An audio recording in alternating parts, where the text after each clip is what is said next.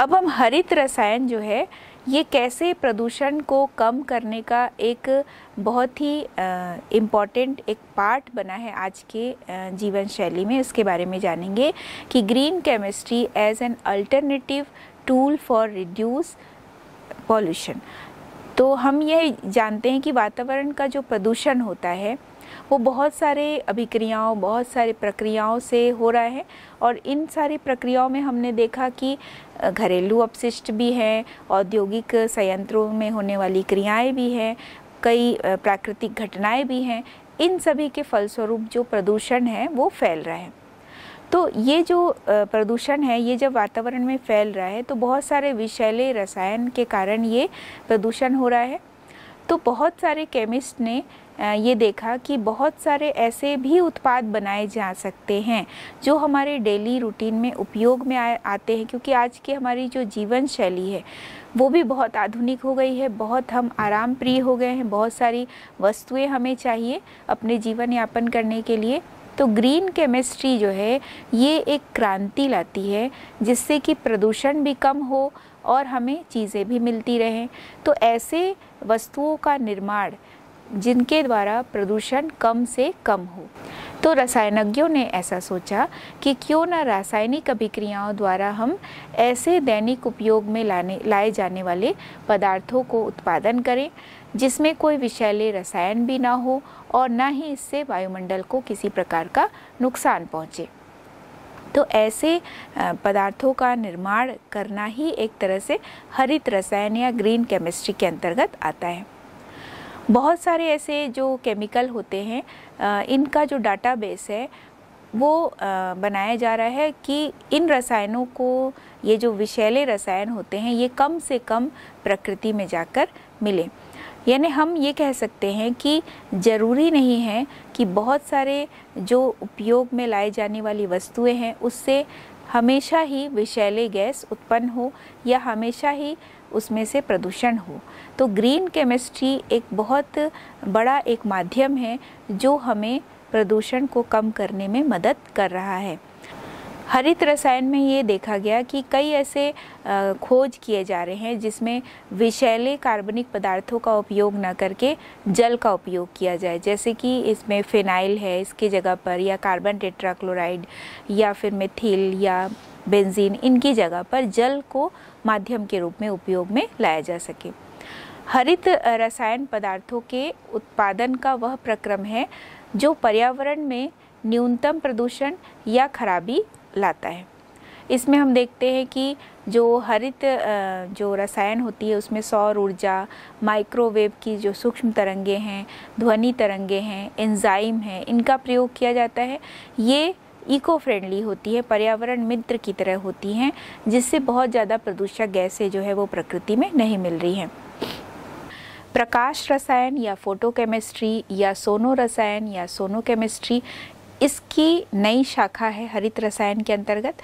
इसमें जो विषैले रसायन होते हैं जिसमें विषैले कुछ विलायक हैं, इनका उपयोग धीरे धीरे कम किया जा रहा है और इसकी क्रिया के समय को कम किया जा रहा है और उत्पाद को ज़्यादा बनाया जा रहा है जो कि इको फ्रेंडली हो।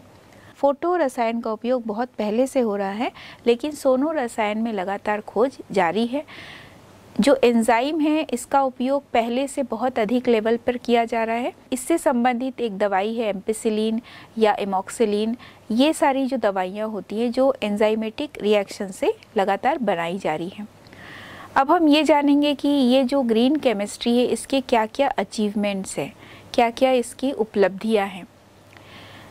ये बहुत सारे ऐसे विधियों को जन्म दे रही है जो कि बहुत ही क्रिएटिव है, सृजनात्मक है। बहुत सारी नए नए टेक्नोलॉजीज़ हैं जिसकी वजह से प्रदूषण कम हो रहा है। बहुत सारी ऐसी सहज विधियां उत्पन्न हो रही है जिसकी वजह से प्रदूषण कम हो रहा है। वैश्लेषिक जो उपकरण हैं ये सारे जो हैं इनका प्रयोग किया जा रहा है जिसकी वजह से भी प्रदूषण कम से कम हो रहा हो। यहाँ पर हम कुछ उपलब्धियों पर चर्चा करेंगे, जैसे ग्रीन केमिस्ट्री की सहायता से ही ये संभव हो सका है कि कच्चे माल से 99% तक आइब्यूप्रोफेन का निर्माण संभव हो सका है। कार्बन डाइऑक्साइड के स्थान पर वायु भरने वाले पदार्थ के रूप में पॉलीस्टायरीन फोम में, थर्मोकोल में क्लोरोफ्लोरोकार्बन का उपयोग किया जाने लगा है। एक नई तकनीक है जिसे डाई एथेनॉल एमीन के रूप में जानते हैं। इसके उत्प्रेरकीय विहाइड्रोजनीकरण करने पर इको फ्रेंडली या पर्यावरण हितैषी जो पीड़कनाशी है इसका निर्माण संभव हुआ। इसके कारण वातावरण में फैलने वाले जो विषैले पदार्थ है वो कम फैलते हैं। इसमें हम देखते हैं विषैले पदार्थों में जैसे फॉर्मेल्डिहाइड है, साइनाइड है, इनसे हम वातावरण को बचा सकते हैं। तो ये डाई एथेनॉल एमीन का निर्माण जो है वो संभव हो सका हरित रसायन की मदद से। सामान्यतः समुद्र में उपयोग किए जाने वाले कुछ पदार्थ हैं जो कि दुर्गंध को दूर करते हैं, उसे C9 पदार्थ के रूप में जाना गया। तो ये जो C9 नामक पदार्थ है जो कि बहुत ही शीघ्र निम्नीकृत हो सकता है, हरित रसायन की मदद से इसको भी प्रतिस्थापित कर दिया गया है। अब हम ये समझेंगे कि कैसे जो औषधि पौधे हैं उनको कैटेगराइज किया गया है। कुछ औषधि पौधे जो कि प्रदूषण को कम करते हैं और कुछ ऐसे औषधि पौधे हैं जो प्रदूषण से होने वाले दुष्प्रभाव या प्रदूषण से होने वाली बीमारियों को कम करने का या रोकने का कार्य करती हैं। तो हम जब देखते हैं वातावरण का प्रदूषण, इसमें हम मुख्य रूप से देखें वायु प्रदूषण, जल प्रदूषण और मृदा प्रदूषण। तो पृथ्वी के ये मुख्य 3 घटक है जिसके लगातार जिसमें उसके जो मूल गुण हैं वो लगातार घटते जा रहे हैं और प्रदूषण होता जा रहा है। लेकिन हम देख रहे हैं कि लगातार हम विकास के पथ पर भी आगे जा रहे हैं और जाना आवश्यक भी है। तो क्यों ना हम कुछ ऐसे औषधि पौधों के बारे में भी समझें जो कि प्रदूषण को कम करते हैं, साथ ही प्रदूषण से होने वाली जो बीमारियां हैं उनको भी कम करने का कार्य कर रही हैं। तो इसे भी जानना बहुत आवश्यक है। तो इस तरह जो औषधि पौधे हैं इसे हम 2 वर्गों में बांट सकते हैं। पहला वर्ग है कि प्रदूषण को दूर करने वाले औषधि पौधे या प्रदूषण को नियंत्रित करने वाले औषधि पौधे, और दूसरे ऐसे पौधे जो प्रदूषण से होने वाले दुष्परिणाम या प्रदूषण से उत्पन्न होने वाले रोगों को कम कर सकें। तो सबसे पहले हम जानेंगे कि प्रदूषण को नियंत्रित करने वाले पौधे। जहाँ पर हम देखते हैं कि वायु प्रदूषण बहुत ज़्यादा हो रहा है, यानी कार्बन डाइऑक्साइड की मात्रा बढ़ती जा रही है, तो कार्बन डाइऑक्साइड का जो मान है वो या जो सांद्रण है वो प्रकृति में 0.03% तक होना बहुत आवश्यक है। लेकिन लगातार हम देख रहे हैं कि वातावरण में कार्बन डाइऑक्साइड का जो मान है वो बढ़ता जा रहा है, चाहे वो शहरी क्षेत्र हो, ग्रामीण क्षेत्र हो, औद्योगिक परिक्षेत्र हो, ये सभी क्षेत्र में हमें कुछ ऐसे पौधों को लगाना आवश्यक है जो कि कार्बन डाइऑक्साइड को अवशोषित करे ज़्यादा से ज़्यादा मात्रा में, या जहाँ पर प्रकाश संश्लेषण की क्रिया जो है वो अधिक से अधिक हो और ज़्यादा से ज़्यादा यहाँ पर पौधे लगाए जाए। तो कुछ ऐसे पौधे हैं जैसे कि पीपल, बरगद, नीम, इनका उपयोग किया जाए और ऑक्सीजोन जैसा कुछ क्षेत्र बनाया जाए जहां प्रकाश संश्लेषण की क्रिया अधिक हो और जिससे कार्बन डाइऑक्साइड का जो मान है वो संतुलित बना रहे। तो प्रकाश संश्लेषण की क्रिया तो होती ही है पौधों में। ये देखा गया है जो तुलसी का पौधा होता है उसमें प्रकाश संश्लेषण की क्रिया से ऑक्सीजन तो बनती ही है, साथ ही बहुत कम मात्रा यानी ppm में ओजोन भी बनता है। तो ये पौधा जो है ये बहुत ही अधिक उपयोगी होता है प्रदूषण को नियंत्रित करने में। प्रायः हम ये भी देख रहे हैं जल प्रदूषण के केस में कि जितने भी जल के स्रोत हैं, जल भंडार हैं, वो लगातार प्रदूषित होते जा रहे हैं। तो जलीय पौधे या शैवाल ये भी प्राकृतिक रूप से जल का शुद्धिकरण करते हैं, लेकिन जो औद्योगिक अपशिष्ट होते हैं वो जैव अपघटित नहीं होते हैं। तो यहाँ पर एनारोबिक किस्म के जो पौधे होते हैं उनको उपयोग किया जाना चाहिए जो कि औद्योगिक अपशिष्टों का भी निपटारा कर सके। प्राय हम देख रहे हैं कि मृदा का प्रदूषण बढ़ रहा है जिससे मृदा की उर्वरा शक्ति घट रही है, मृदा का अपरदन हो रहा है। तो यहाँ पर कुछ कटीली झाड़ियाँ भी लगाई जाए जो कि मृदा के अपरदन को रोकने में सहायक होती हैं। अब हम कुछ ऐसे पौधों के बारे में जानेंगे जो कि प्रदूषण से उत्पन्न होने वाले जो दुष्प्रभाव हैं उसको दूर करें या उसको कम करें। तो इसमें सबसे पहले हम देखेंगे कि कुछ ऐसे पौधे होते हैं कि जो प्रदूषण तो है, प्रदूषण के कारण बहुत सारी बीमारियां भी हैं। प्रायः हम देखते हैं कि वायु प्रदूषण के कारण फेफड़े संबंधी कई बीमारियां हो जा रही हैं, जैसे कि अस्थमा है, ब्रोंकाइटिस है, ये कुछ बीमारियां हैं। साथ ही चर्म रोग उत्पन्न होता है, जैसे त्वचा संबंधी कैंसर उत्पन्न हो रहा है या खुजली जैसी बीमारी उत्पन्न हो रही है, एलर्जी उत्पन्न हो रहा है। तो ये सब जो है वायु प्रदूषण के कारण है। जल प्रदूषण के कारण बहुत सारे पेट से संबंधित बीमारियां उत्पन्न होती हैं, जैसे टाइफाइड है, पीलिया है, पेचिस है या बहुत सारी अन्य बीमारियां जो जल से फैलती हैं, जल प्रदूषण के कारण होती हैं। खाज, खुजली या एलर्जी, कई तरह की बीमारियां होती हैं। तो ये तो हमने देखा कि कैसी कैसी बीमारियां किस किस प्रकार के प्रदूषण से होती हैं। अब हम पौधों के बारे में जानेंगे कि कुछ विशेष पौधों के बारे में कि जो बीमारियों को दूर करे या बीमारियों को कम करने या नियंत्रित करने का कार्य करती हैं। सबसे पहले हम देखेंगे नीम। नीम जो है वो मेलिएसी कुल का पौधा होता है और नीम बहुत ही इम्पोर्टेंट एक पौधा है जो कि बहुत सारी औषधीय गुणों को लिए हुए है, बहुत सारी बीमारियों को दूर करने में सहायक होता है। साथ ही ये वातावरण को शुद्ध रखता है और इसकी छाया जो है वो बहुत अधिक ठंडी होती है। इसकी जो पत्तियां होती है वो कीटाणुनाशी होती हैं। इससे बनने वाला जो तेल होता है वो घावों के लिए या घावों के उपचार में सहायक होता है। दूसरा हम देखेंगे कहवा। कहवा जो पौधा है इसका बॉटनिकल नेम अर्जुना टर्मिनेलिया होता है और ये अर्जुना टर्मिनेलिया जो है इसके छाल से रंजक प्राप्त होते हैं और ये जो रंजक है इसका उपयोग कुछ ऐसी दवाइयों में किया जाता है जिनसे दस्त दूर होता है। साथ ही जो मानसिक तनाव है उसको दूर करने के लिए बहुत सारी औषधि बनते हैं जिसमें अर्जुना टर्मिनेलिया का प्रयोग किया जाता है। इसके पत्तियों का उपयोग दर्द को दूर करने के लिए भी किया जाता है। अगला एक पौधा है अमलतास, जिसे कैशिया फिस्टुला भी कहते हैं या इसको हम प्रायः देखते हैं कि सड़कों के किनारे पर लगा होता है। इसमें ये शक्ति होती है कि ये ध्वनि प्रदूषण को कम करे, यानी ध्वनि को अवशोषित करने का कार्य करती हैं। तो इसलिए प्रायः रोड के किनारे जहाँ गाड़ियाँ बहुत दिखाई देती हैं तो वहाँ जहाँ हम देखते हैं कि पौधे लगाए जाते हैं तो अमलतास के पौधे जो है वो इस वजह से ही लगाए जाते हैं जो ध्वनि प्रदूषण को कम करे, वातावरण को स्वच्छ बनाने का भी कार्य करते हैं।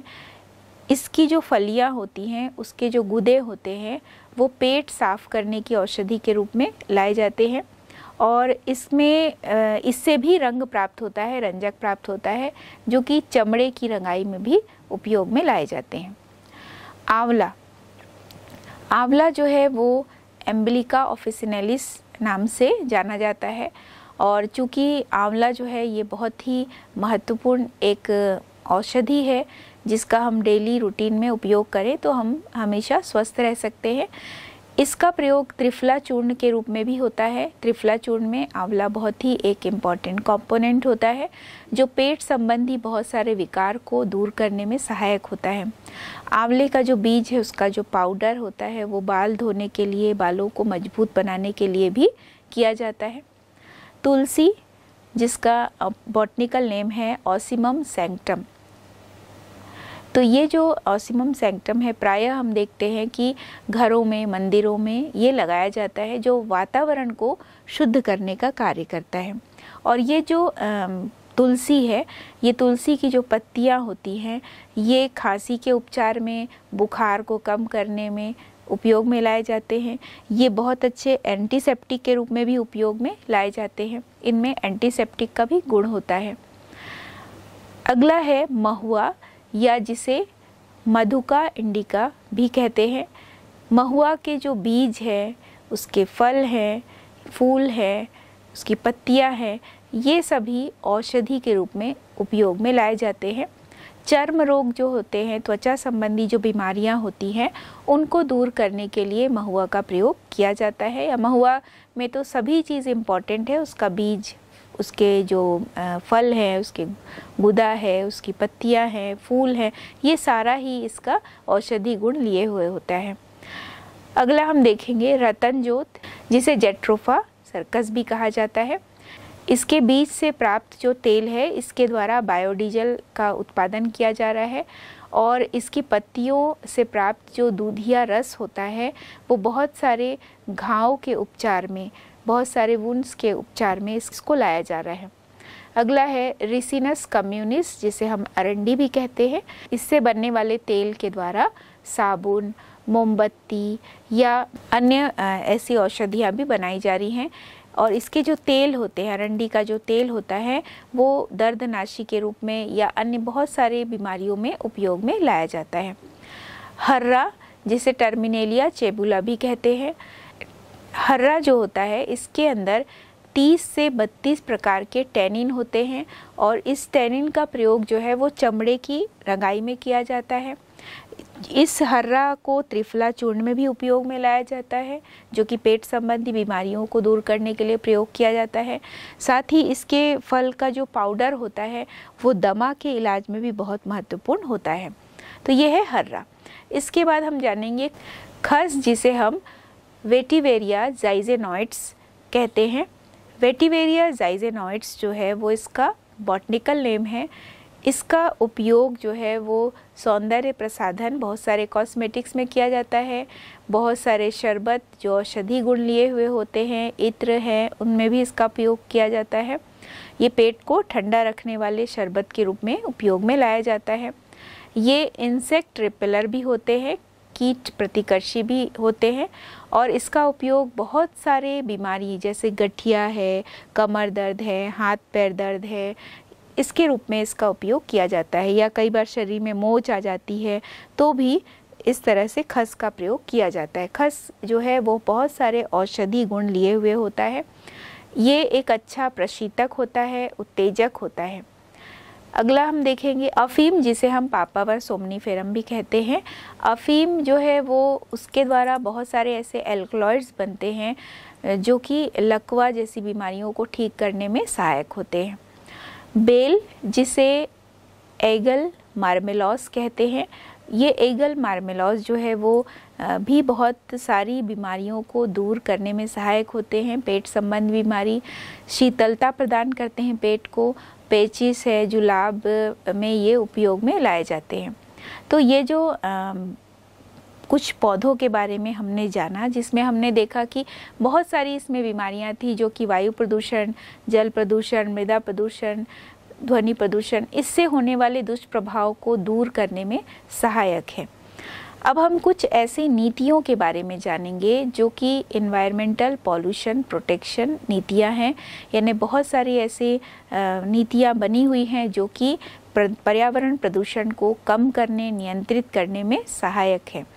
तो भारत सरकार ने national committee of environmental planning and coordination का गठन किया है, जिसे NCEPC भी कहते हैं और इसी अनुशंसा पर, इसकी अनुशंसा या इस पर ही केंद्र जो है वो एक अलग से पॉल्यूशन प्रिवेंशन या कंट्रोल बोर्ड बनाए गए हैं जो अलग अलग राज्य में प्रदूषण नियंत्रण का कार्य करते हैं। इससे संबंधित कुछ मुख्य कानून के बारे में हम समझेंगे, जैसे कि जल अधिनियम सन 1974 और उनका संशोधन किया गया सन 1978 में। अगला है वायु अधिनियम, ये जो बनाया गया 1981 और उसका संशोधन अधिनियम बनाया गया 1987। तीसरा है वन्य जीव अधिनियम जो कि 1980 में बना। पर्यावरण अधिनियम जो कि सन 1986 में बना और राष्ट्रीय पर्यावरण न्याय संघ बिल जो है सन 1992 में बना। तो बहुत सारे पर्यावरण संबंधी या पर्यावरण प्रदूषण को दूर करने, नियंत्रित करने के लिए जो कंट्रोल बोर्ड्स बनाए गए हैं, बहुत सारे संगठन का निर्माण किया गया है। इसके कुछ यहाँ पे हमने देखा।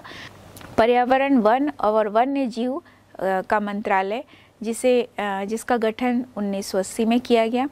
केंद्रीय प्रदूषण नियंत्रण बोर्ड जिसका गठन 1974 में किया गया। तो ये सभी जो कानून बने हैं, नीतियाँ बनी हैं, इसके अंतर्गत जो बोर्ड्स बने हैं उसके द्वारा भी छोटी छोटी और समितियां बनी हैं जो कि पर्यावरण प्रदूषण को नियंत्रण करने का कार्य कर रही हैं।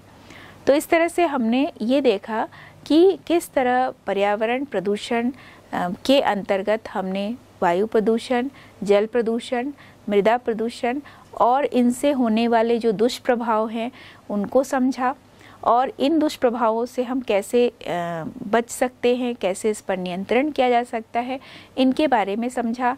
और हरित रसायन कैसे एक वैकल्पिक माध्यम के रूप में उभर कर आ रहा है, ग्रीन केमिस्ट्री, जो कि पर्यावरण प्रदूषण को कम करने में सहायक बन रहा है और इस पे लगातार खोज जारी है।